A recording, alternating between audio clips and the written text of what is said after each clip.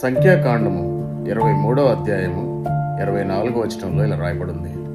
ఇదిగో ఆ జనము ఆడు సింహం వలె లేచును, అది సింహం వలె నెక్కి నిలుచును, అది వేటను తిని చంపబడిన వాటి రక్తం త్రాగు వరకు పండుకోదట.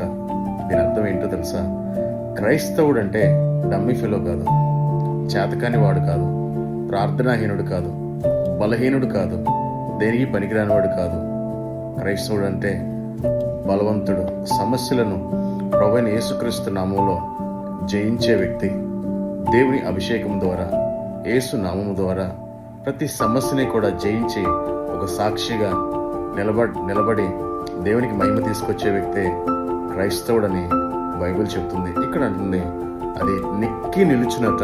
కాబట్టి సమస్యలు వస్తే దాన్ని ఎదుర్కొని ప్రభుకి మహిమకరంగాను ఉన్నట్లయితే గొప్ప విజేతగా నిలబడతావు.